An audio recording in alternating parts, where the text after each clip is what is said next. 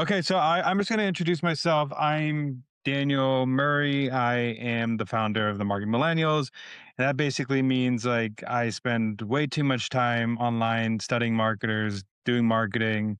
I'm obsessed with marketing. And I'm here with actually someone that has been on the podcast before. So if you have been a Marketing Millennials fan, you've probably seen Patricia on the podcast before, but now she's the head of growth at Thryv. And I'll let you do a little quick intro of who you are, and then we'll get kicked off. Awesome. Thanks, Daniel. So excited to be here. So I'm Patricia Rollins. I run head of growth at Thryv. So that's everything from demand gen to the website, organic and paid channels, events, everything to do to drive revenue. And I'm a strong believer you need AI to help us get there because we don't have a team of 100 marketers anymore. And so we need to make ourselves as efficient as possible. My past life, I worked at Amazon in product management. I've also worked at Oracle, IBM, as well as some small companies like Smartsheet and Typeform. So my background is demand generation, growth marketing, and go to market. So super excited to be here. And please ask as many questions, and let's hopefully make this as collaborative as possible. Yeah, ask questions because we'll probably stop in the middle and pause and answer your question and keep going. Where I don't want to leave this to the end, but I want to go over what we're doing today and talking about. So, most of you probably are a small business or a medium-sized business, which probably means you're competing against a lot of full marketing teams with dedicated ad budget. And also someone who's actually trying to who has a dedicated time to figure out AI. So you're doing all of it yourself. You're probably wearing a lot of hats. I know this feeling. I've been that only marketer before. I know Patricia knows that feeling. Um, so we're going to try help close that gap for you, give you some advantages that you can use to compete with any size business, small, medium, large. So hopefully we can walk away with a cheat sheet of things you could do today or more to help you gain some advantages of AI or learn something about AI. So um, let me just go over like the problem first. I think AI was supposed to save us time, um, but a lot of people, a lot of marketers that I talk to in small, medium businesses, it just becomes like they feel guilty because they don't have enough time to learn AI. They feel guilty that they don't, um, that they're falling behind. But we're going to clear some of that up. We're going to give you five things to help you. AI is supposed to be a multiplier. It's supposed to multiply the good you're doing, the fundamentals you're doing. So that's why that you have to have strong fundamentals to win. So analogy I like to give here is like if you hire AI is like hiring very fast. So if you hire a very capable assistant who does exactly what you tell them, if you can't delegate clearly, simply to that human, you can't really do the same thing to AI because you need to give AI clear instructions to get clear instructions back. So I want to go into the first part of this, Patricia. I know that was a long setup, but how is AI a multiplier that scales what's already there? Great question. So as far as the multiplier, um, as you mentioned, it doesn't fix our problems. And like, if anything, it amplifies what we already have. So we really need to understand, right, our ICP, your messaging. So if your messaging is unclear, AI is going to write unclear messaging. If you don't know your customer, AI will help you talk to the wrong person at scale. And so really it's identifying in your company and your business, like who is your ICP, who are you, what's your offer, like what are we actually trying to sell them, what is the value, what is the benefit, and then making sure that your AI of choice is set up for to deliver exactly just that and what you want it to do. And I mean that's perfect. The first thing you said, and I want to go into like like the five advantages now, and one advantage, number one, I think is research and mostly researching like your customer, like who is your customer, um, and to use AI for research and to define your ideal customer. without guessing. And I feel like this is a step that a lot of people skip. They go straight to creating content. Um, but you have to tell AI the who. If you don't know who you're talking to, AI is going to write beautifully crafted content for basically everyone, not your niche. So the better information you give of who your customer is, um, the research you do in your customer, the information you give AI, the better it's going to serve you. So I want to know.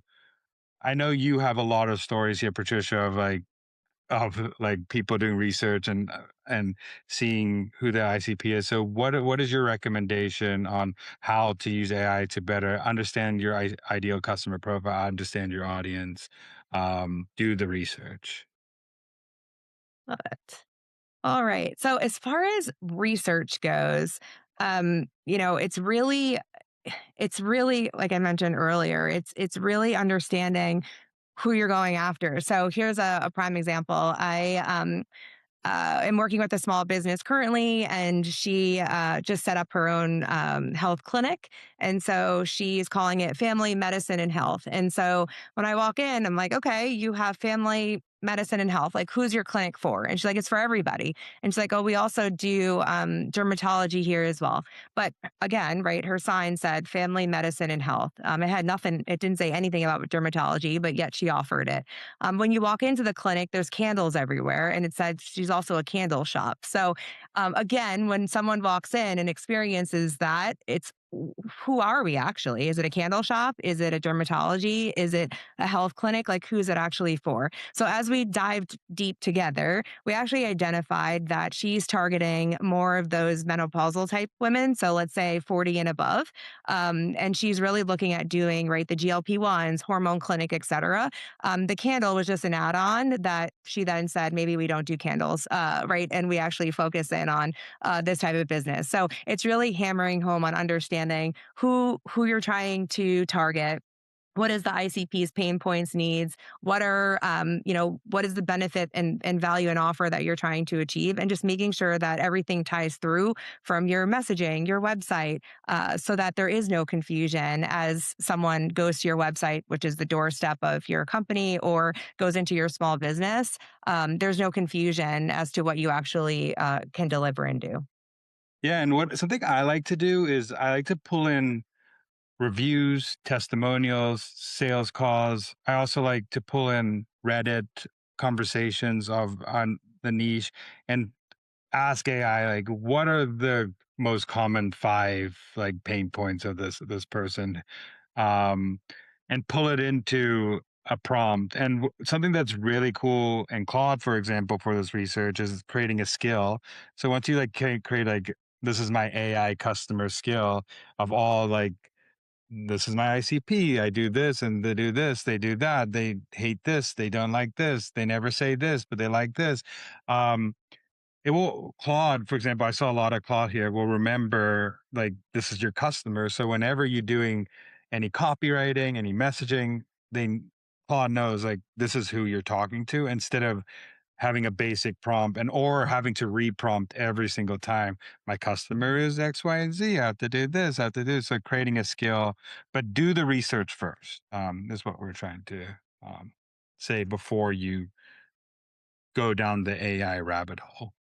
Um, And on that and note, Claude, even with Claude, in the Claude brain, you can just say, right, what demographics, who are you targeting? You could even prompt it with and feed it with different messaging, like what's your tone and voice? What does your brand stand for? All of it. So that to your point, Daniel, it remembers as you start prompting it and asking it questions. What I love with the scenario that I just described is when we actually prompted it in Claude. I'm a candle shop, I'm a health clinic, I'm a dermatology, et cetera. Right. It actually helped us hone in on who are we based on our customers. And we were able to feed it some of our customer data as well, for it to actually identify like the prep or ICP. It's like these are actually your types of customers. So this is probably who we need to go after as far as generating net new customers. I just wanted to take one step back too. I think the problem is like you can't use these tools if you don't know who your customer, like exactly who your customer is, because if you don't know that, you're just putting in information and getting like something that's going to market to everybody stale information. So like take the time to get the fun, like I said this at the beginning, but and then Patricia said there's the fundamentals down of your business, like who you're talking to, your messaging before you even start using tools. Like that's, and because you it will amplify those tools 10x uh if you have the research down. um I think that I want to go into number two. So number one is research. So if you have any question, research, please drop it off, and we'll answer more. So it's defining your who. The next one is we like to define this as create. Um, so showing up consistently and authentically to your audience. So um, what are ways that people can show up consistently and authentically to their audience, Patricia? So it's really to show up in a way that builds trust over time, without honestly giving them too much information. So to me, I always look at when I look at AI, it allows us or small business to be more sophisticated marketers. And so let's say a visitor lands on your website and clicks on your pricing page twice, right, without converting. We can leverage AI to help automate some of those workflows. So maybe there's an email that gets sent to you that says, like, still thinking it over. Here's, how our clients say about ROI in a month. If no one responds to that email, maybe it triggers a text message, or we could retarget them into a different audience and send write some social ads, let's say. And so, really, it's showing up in a way that builds trust. And to me, it is some type of personalization. It's knowing, what they're doing, not in a creepy way, but knowing what they're doing at the right time, but leveraging AI to help automate it. I think about let's say, if you call a landscaper or if you call your groomer and they don't answer on the first try, or if they don't answer you right away, or they don't follow up, like you're on to the next, which is right, your competitor. And so, are there ways for you to automate some of these marketing tasks so that they're not going to your competitor? You're making it personal, not perceived as spam.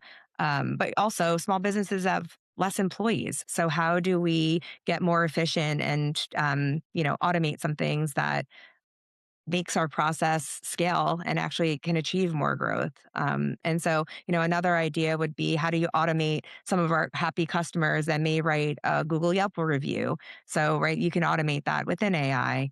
As well as maybe you can automate some of your customer calls. Like, imagine being on the road as an SMB business and you're now talking to someone trying to remember what it says, right? You can use some of the AI tools out there to actually help record some of your calls, make summaries, come up, give you an action item list, et cetera, so that you can be focused right on the next job.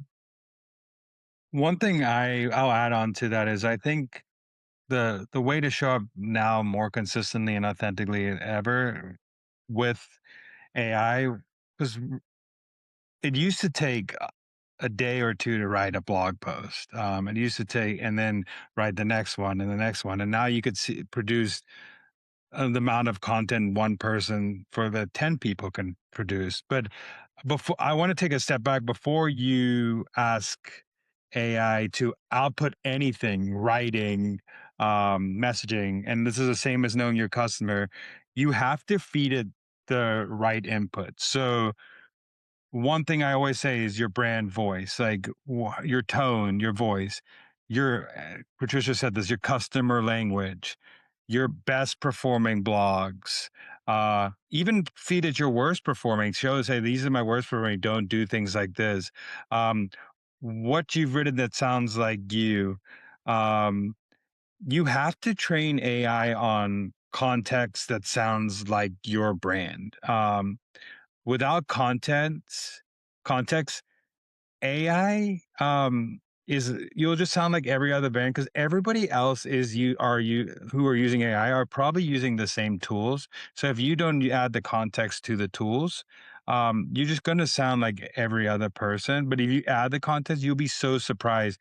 Claude is one of my favorite ways to write take long form pieces of content distilled into small pieces of content, because I've fed it my brand voice. I've fed it these customer languages. I've fed it how I like to write, my quirks, um, my humor, and now it could get 70% the way there of things I like to write. So that is the most important thing, is like AI without context um, does not help you. You're basically scaling someone else's brand voice that's not your own, or someone else's customer voice that's not your own, because everybody is using these tools. Um, and Patricia, I know we can go a little bit deeper into this. Like, um, what are some ways you're seeing your like customers like scaling like content, scaling their voice, scaling messaging, scaling ads more consistently?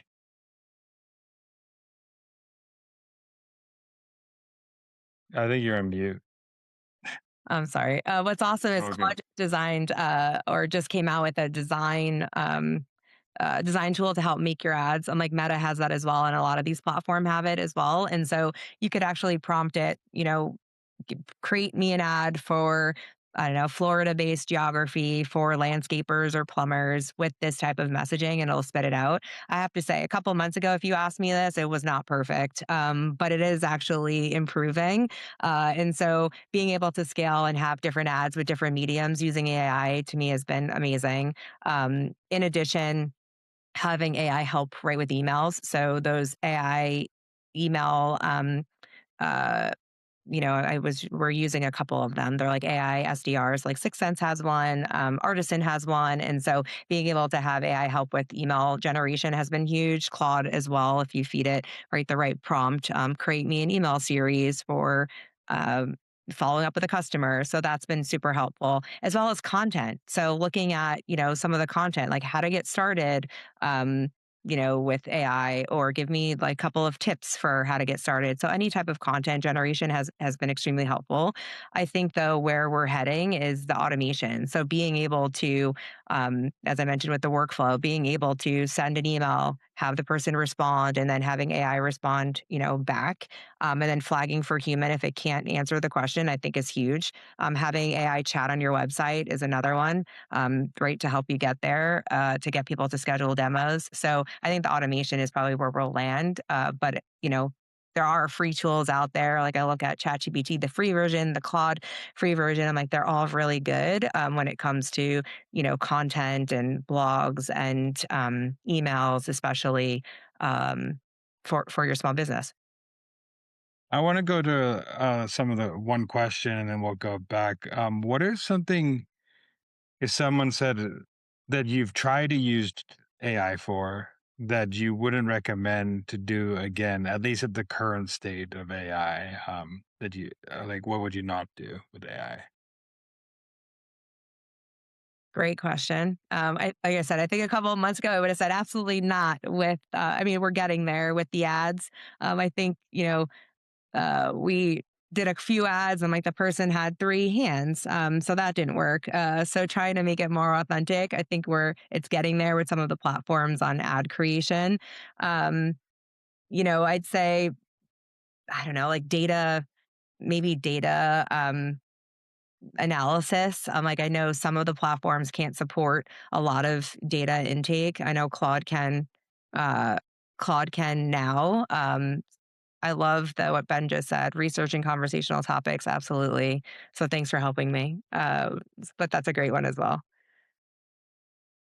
I think also I'll add what I wouldn't use AI for. I think AI doesn't have your, like when you're writing without your data, your voice, your first party stuff, you're writing exactly the same thing. So I wouldn't ever use AI without having your first party data in there, your first part, your voice in there, your tone in there, because you're just going to have something generic. I see a lot of people say, write me a LinkedIn post about this, or do write me an ad about this, but they have AI has no context of who you are or your data. So I wouldn't use AI unless I'm repeating myself, but unless you've have context behind it. Because honestly, I think in the world of AI, what separates everybody is, and what AI can scale is like your taste, your creativity, your first party data, because they don't have that. It's pulling from the internet. So if that data is not on the internet, that's your advantage as a business. Is the conversations you have with customers is an advantage you have. Um, the creative ideas that you have, that's an advantage you have. So I wouldn't like use your own creativity to win with AI, and it will help you scale that. I think to add on to that too, it's like AI isn't your the output of AI isn't necessarily always your final product. And so to me, it's supposed to just generate ideas and start you off. You may be, in a brain fog, and it's just really to help you um, form that conversation, form that message, form that piece of content. But really, you need to go back in and go update it, because there's many times where, you can tell when it was spit out by AI when it starts talking about the universe and the same message in three different sentences. And so no matter if you keep telling it to be very concise, it does need a human to actually go check it, and copyright it and wordsmith it.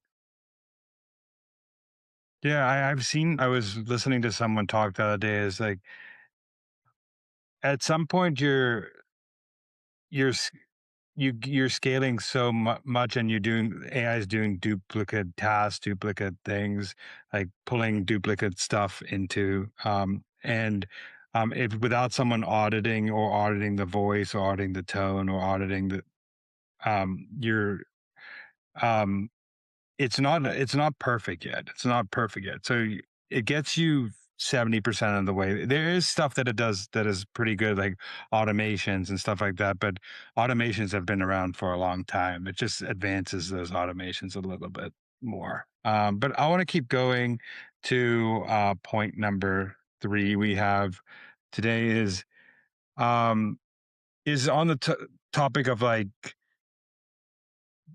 we say get visible, but make sure that AI could find you. Like make sure that you are like searchable on AI.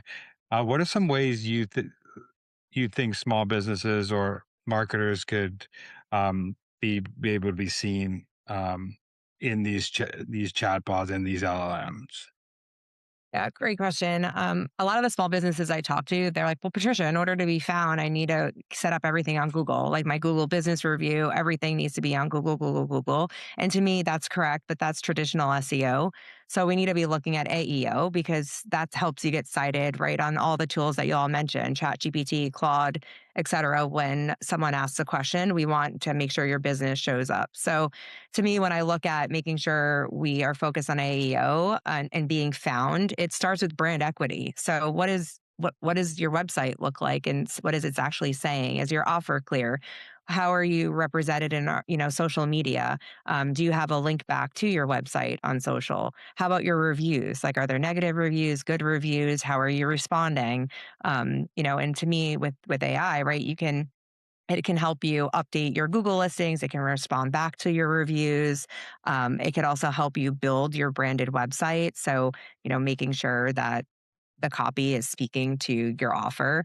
It could also help you craft social media content, but also user generated content is critical. So the time when we can actually talk about a customer speaking on your behalf, I'm like, that's huge. And so to me, when I look at being found online, it's all your entire ecosystem working together, is actually what's going to help you from an LLM perspective. The also one, easy thing that we've just done recently is just adding FAQs to the site. So if you have some questions and answers on the bottom of your website, that'll help you from an AEO perspective as well.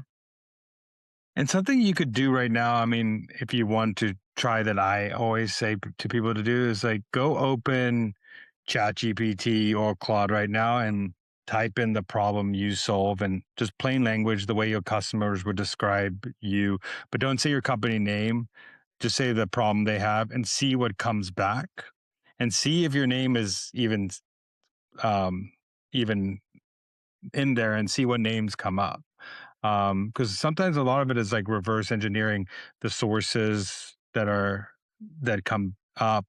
Um, and if those problems that if you're not on that problem, it's adding it to your website, like um it's adding it into your messaging, it's adding it into an FAQ frequently asked question section on your website. There's a lot of ways to do that, but if you do that right now and see and your company doesn't come back, that's something you should work reverse engineer from from there. um What so could you explain um what you seeing AI pulling results from? Like what are you seeing, like AI, like what are some of the sources that AI is pulling results from?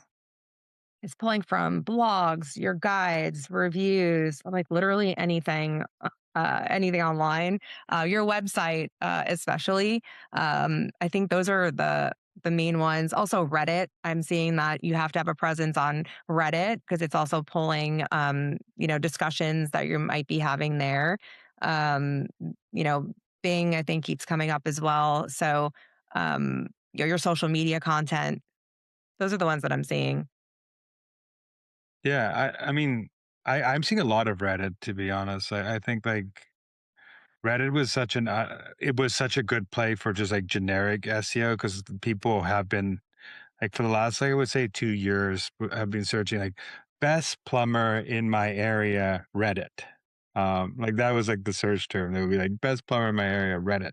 Now it's going a little bit more into, it's going a little both, like the Reddit searches and LLM. So they searching best plumber in my area or best this in my area, and seeing what comes up. But a lot of those are coming from those threads where people, because AI likes like human answers the best I've seen, like or like novel answers the best, or well researched answers the best, or unique answers the best. So UGC, like Patricia said, like user generated content, testimonials, those things people had really, or user generated answers on these sites like Quora and Reddit and stuff like that. So I'm seeing that a lot. I want to go into another question that someone asked in here. There's a lot. Let's see. I'll ask, what do you think you need for a truly great prompt? Specificity, like as specific as you can get. It's like, what you want it to do and say. It's like be super, super specific. Um, I was just working on a project yesterday, and it took me a good 4 tries, right, to get it to exactly what I wanted. And so the first go, I was is a little bit vague. Then you start feeding it a little bit more information, but being really specific. To me, the prompt should be more of like your marketing brief. Like, what exactly, if someone were to get that prompt, what do you want them to do?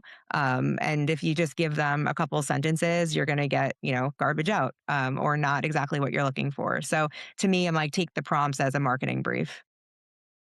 Yeah, I love that a lot. I think the context, like being specific, like I always like to say, like, give it the contents, then give it like the objective you really want to get out of it. Like, do you want it to write a draft, like analyze something, improve copy, generate ideas, like, and then give it, if you have an audience you're writing for, or a skill that's in there, or something that, like, say I'm writing for senior, junior, B2B, B2 SaaS, e-commerce, um, like add like constraints, like how it should sound. So like some rules. So like if you're doing something writing, for example, like add constraints like in directs, slightly informal tone, like I know short, punchy sentences, avoid phrases like this.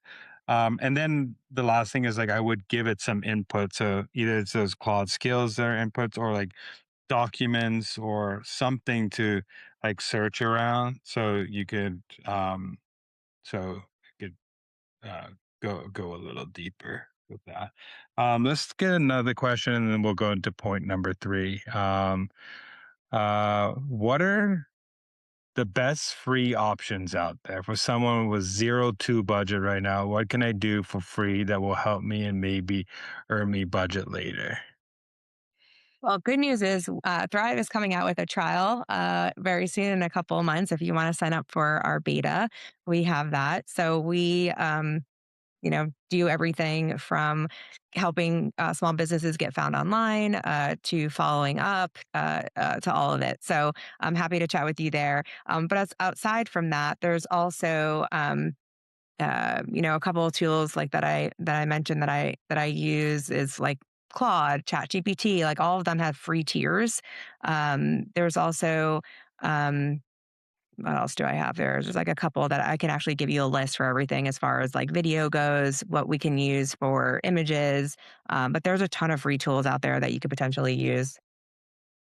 Yeah, I mean the major tools are free. I mean, I would recommend like spending the extra $20 if you can in your budget, but if you can't, like ChatGPT, Claude, all these have free versions. And I bet ChatGPT is gonna move into more free when they do ads because that's gonna supplement the cost of using it. But there are so many like free versions or free trials of tools out there, and you could just I would just like look, it all depends. I think the answer is like what you're trying to use AI for, and there probably is a free tool out there for that thing. And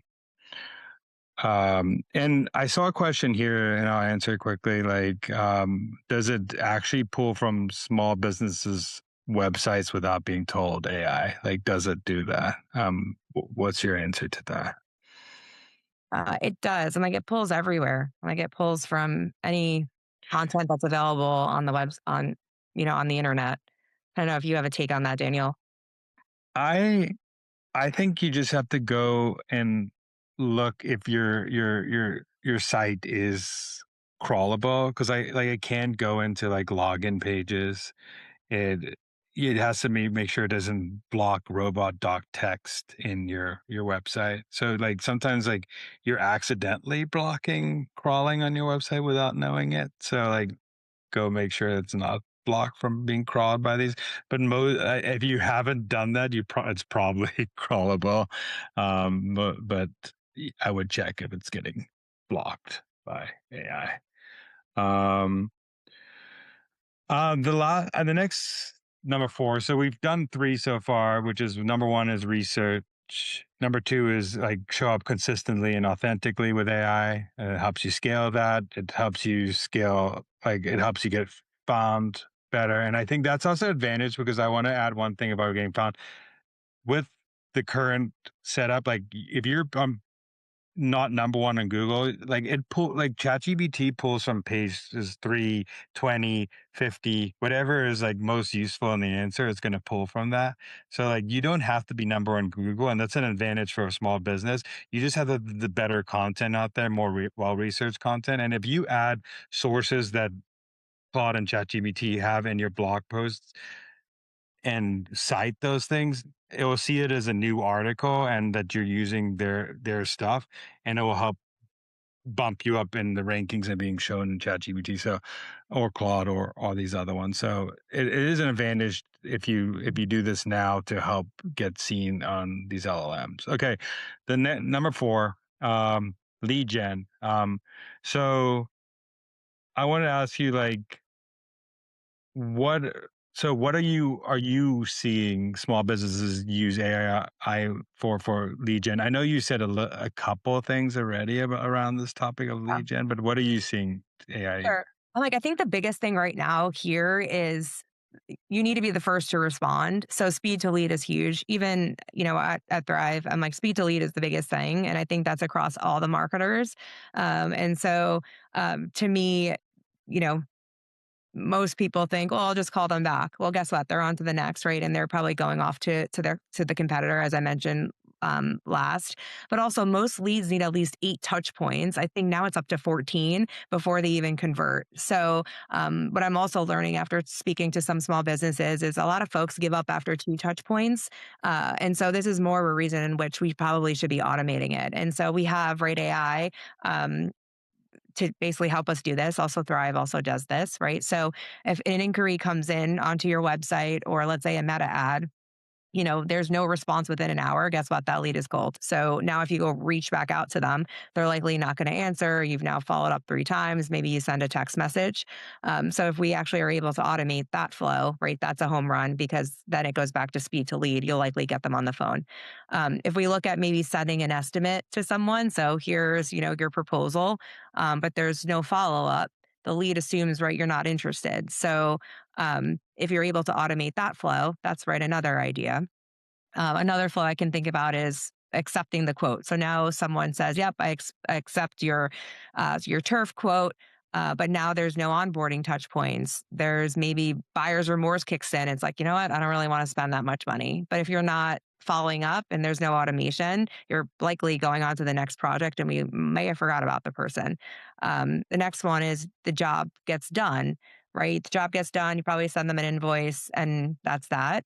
Um, I just recently just had a plumbing job done, and the individual automated maybe 4 emails asking me to submit a review request, and then called me and then sent me a text message. And I'm like, well done. Clearly, definitely was automated, but to me, that's well done because then there's no misreputation opportunity. There's no opportunity for someone to say, hey, you actually did a bad job. I'm going to leave a bad review. And so all of this is fixable with a single automation trigger. And so we actually work with many small businesses. There's K&L Roofing in particular, and they basically came to us and they mentioned they were a mom and pop shop. They wanted to look like an established company, and how can Thrive help them? And they went from having 2 people running the full operation from appointments, basically the flow that I just provided you with. And with Thrive, they were able to improve their response time, leads not falling through the cracks, and then obviously generating more revenue. But also, they went from page 5 to 1 on Google because they were able to put some automations in place. So to me, I'm like, when you look at your funnel, you have to look at it all the way through. And lead gen is the most important. I can't tell you how many small businesses I talk to, and they're like, Patricia, I just want to make money. I just want more customers. I just want more leads.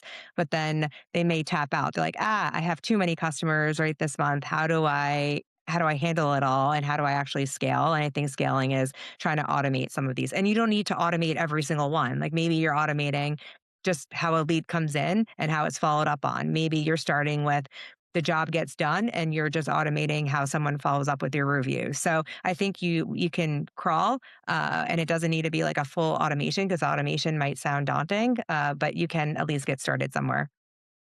Yeah, I think the most important one, and no, I think it's in every business that you said, is the speed to lead one. I think like it's like one of the most underrated quick thing. Like people want a quick response, and you like people who get fast to a customer. And what's the great part with AI now is like you can in your speed to lead, you can automate like who they are and automate the copy to be like more personalized than it was before.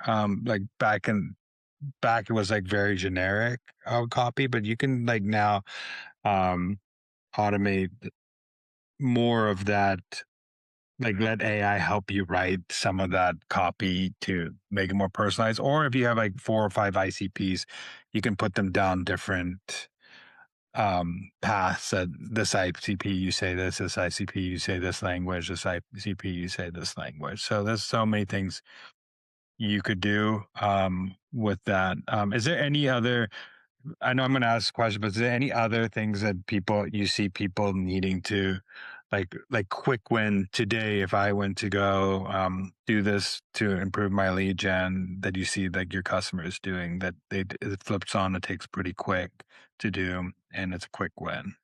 Yeah, I think it's a lead follow up, I think is the biggest one. Just making sure you're following up and you can do that in an automated way. The other one, because it helps right with LLMs finding you, is the reviews. So automating that is extremely helpful as well.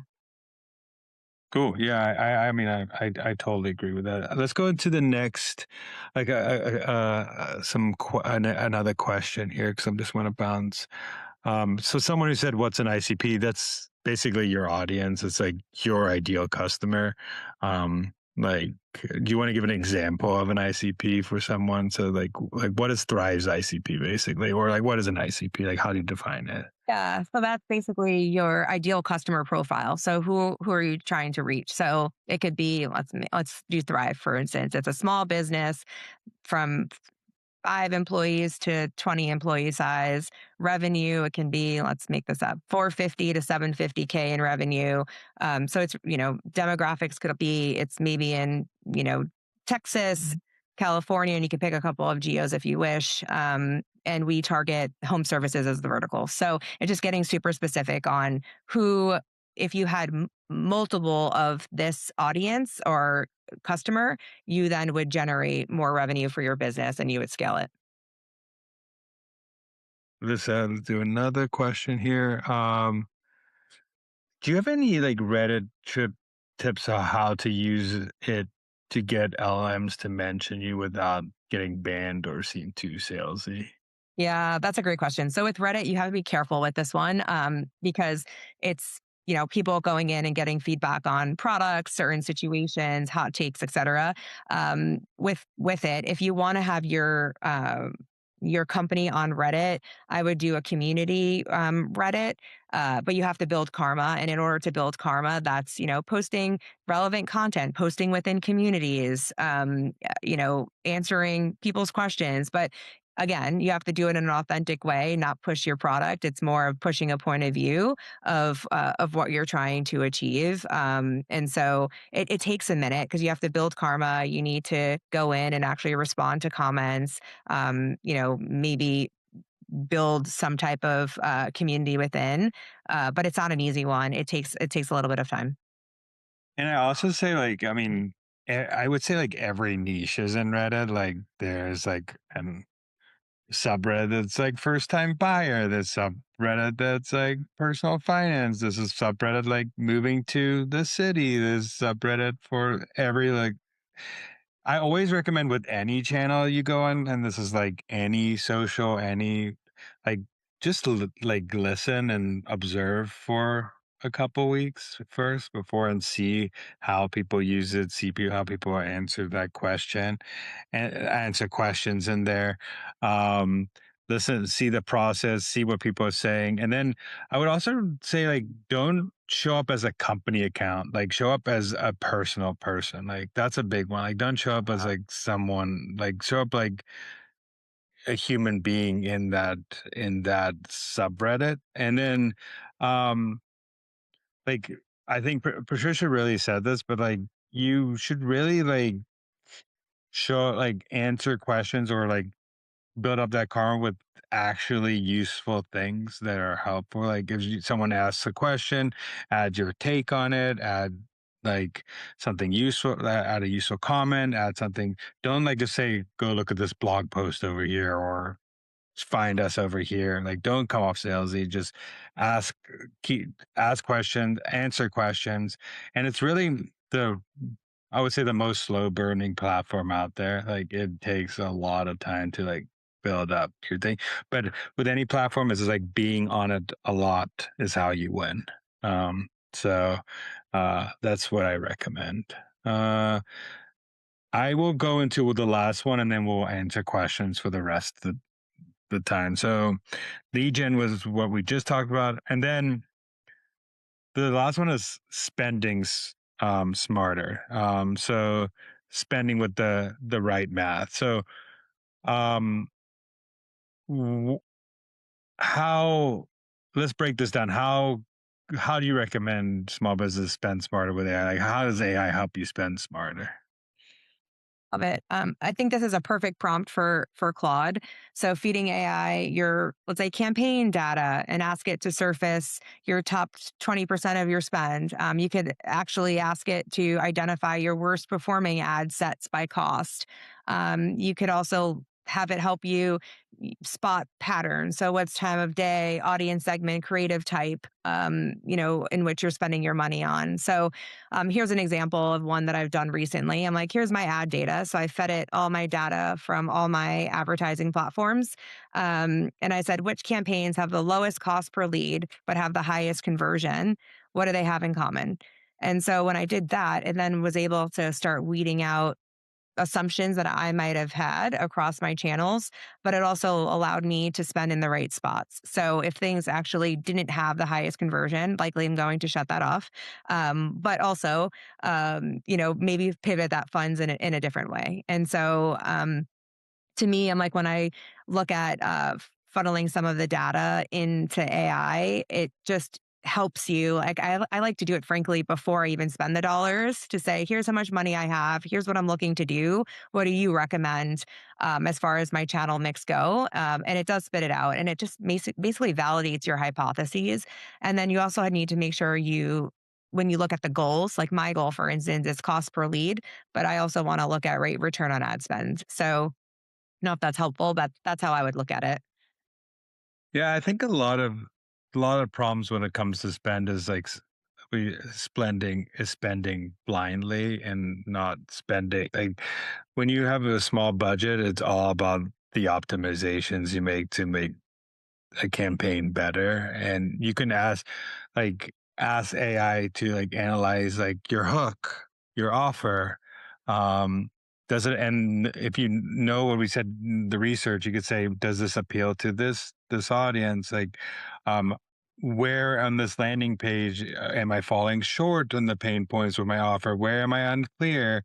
Um, you can ask AI all these questions as you feed it in there, and it will help you optimize uh, those campaigns. But it all starts with like understanding, like, having a clear messaging, and like I can be clear enough. Like what I would take away is like before you even start with any of these tips, like get your fundamentals down with like brand voice, ICP, um, like like the one thing you're trying to that you're a clear messaging that you're trying to do, because I see a lot of people not have clear enough messaging.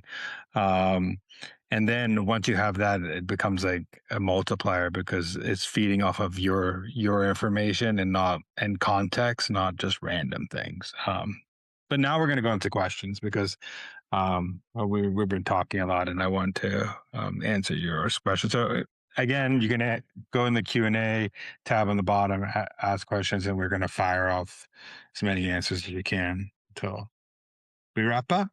Um, so, question one for you, Patricia: how do you know when your offer is clear enough to hand to AI? Like, you can hand it off as early as possible and ask it. It's like, is my offer of what I'm trying to do at my company or sell right at my company clear? And you could even say, is it clear enough for, and then put in the ICP. So I'd say start early and making, start early and then ideate on that. Another thing is message A/B testing some of the messaging. Like, I've used usertesting.com, and you could actually also message test just to make sure your offer might be the best, the best yet. Okay, cool. Next one is Alina says, we have someone's understanding of our ICP's pains, needs, gains, operation based on deals we won, but we still have a feeling our understanding of our ICP isn't deep enough. So, from your perspective, how useful is AI? Could AI could be in research and deep investigation of ICP? I would definitely put that data into maybe Claude and, you know, have it help and give a perspective on it. I've given it some analysis before, and I've also tried some propensity modeling. It's not the greatest at propensity modeling, but it gives you close enough of, is this the vertical I should be going after? Is this the types of customers? What also, if you look at this list, are there customer lookalikes? Are there other companies like this that I should be going after? And it does provide pretty good recommendations. So I think it can get you close enough. But if you have all that data at your fingertips, I would definitely put it into Claude to basically pull out more investigation of the ICP. Something I like to do is like steel manning my assumptions on what I think my ICP is. So like I would go into like and ask AI like to poke holes. Like here's who we think our best customer is. What are we probably wrong about with this customer, or what are we likely missing, and like forcing AI to find those blind spots on what I think I'm missing. Like based on what you've Patricia said of what you're feeding AI, you can ask it to like steelman your assumptions, steelman your argument, and like ask it to keep asking it to poke holes. In things you are doing. And also something I like to do is like ask AI to show me how they got there with that assumption. Like what did they like ask it back like how did it show me the step by step how I got there with that assumption and see how AI thought about it. I like to do that as well. Um Next is there an AI system or tool that we could use to help us find and narrow down who our customers are? I think it's research. Yeah, I'm like, I think it's research. Again, it's like I've used usertesting.com to help us with some research. I've used Scent Media. I've used, this a Qualtrics survey, but I think it's really, you know, going after and actually doing some research to help narrow down who the customers might be. The other is just looking at even your CRM. So looking at the current customers you have today and just doing a quick analysis in AI for free.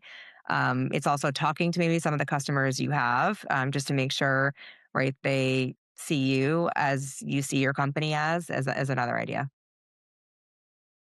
Yeah, someone asked earlier, like what AI can replace, and I think AI can replace like talking to customers. So go talk to like talk to your audience, talk to customers, get those, like do that research, like that hard research. Like that's something that now that AI is here, you have a little more time to do that than you did before because you don't have to like go through a bunch of data that you used to go before because you can plug it into these AI. So go talk to customers. And the great thing is you can go on like a Zoom call or something, take the transcript, feed that transcript in AI, and help it distill that transcript, which I love to do. Next question for you, Patricia. Do you think AI is accelerating? Let's see. No. Do you use different Gen AI models to argue with another and challenge the result they provide for a better outcome? Right, I haven't, but I do type in sometimes the same prompt in both to see which one gives it to me better.